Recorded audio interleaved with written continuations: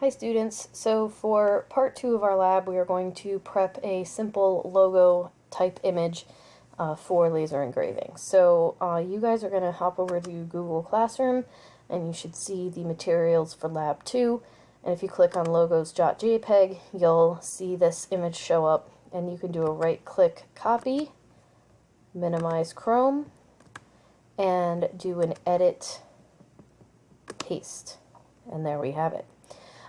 So what happened here? A few things happened. So let's take a look. If we go back to Chrome and look, we can see that our image had lots of logos in it, but we pretty much only can see one.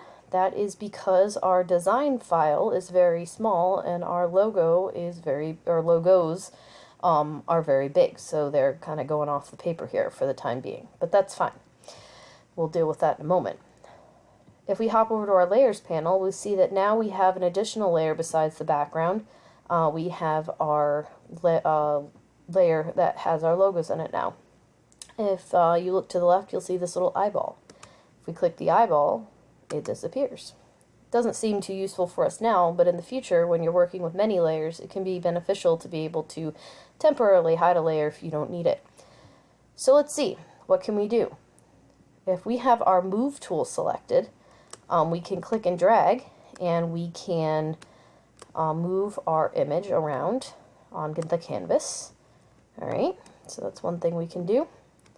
But someone might ask, well, how do I shrink it down so that it actually fits in my work area? There's a very powerful tool in Photoshop called the Transform tool, and you can find it by doing Edit, Transform, Free Transform. Sorry, you don't want that one, you want the one above it.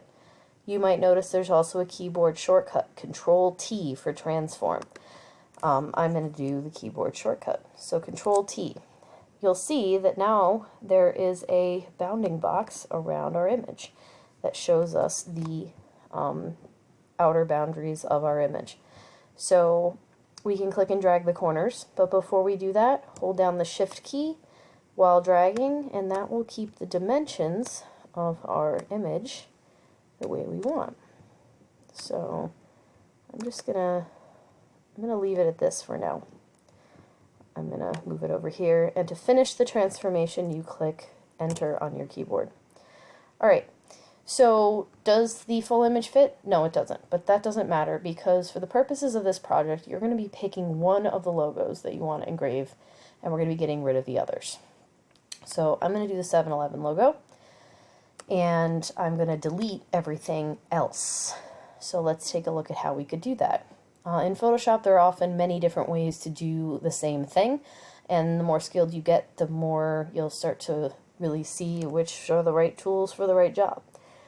For now, we are going to hop into the next tool down on our toolbar called the Rectangular Marquee tool, and we can click and drag around the 7-Eleven logo, and that's going to draw a little flashing box. And this is one of the simplest methods to select part of a graphic.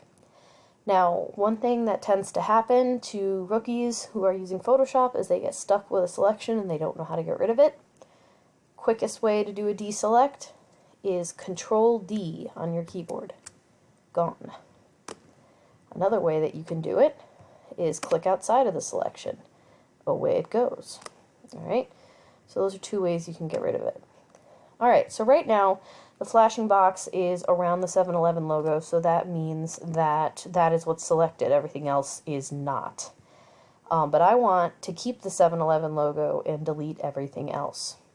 So if you think about when you do a Word document, if you want to select a paragraph and delete it, highlight a paragraph and delete it, you want to select the stuff that you want to delete, not the stuff you want to keep. So we are going to do what's called an inverse of our selection. If we go up to Select, Inverse, see how now there is a flashing box around everything and a flashing box around the 7-Eleven. That means everything inside is selected. So if I click Delete on my keyboard, there goes everything else. I can do a Control D, move back to my Move tool, and I'm going to do a Transform. Ah, look what we have here.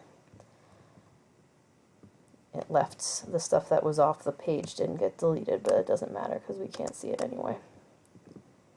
I'm going to make our graphic a little bigger so it fills up the design space. And when I'm done, I'm going to hit enter. So maneuvering around with the transformation tool, the Control T, to make your logo bigger and smaller, using the rectangular marquee tool to select the logo you want, and then invert the selections so that you can delete the rest of the graphic, and then centering your image here, should be the three things that you accomplish in this part of the lab. In the second video, we are going to do the last couple of finishing touches that we need to do before sending this off to the laser engraver.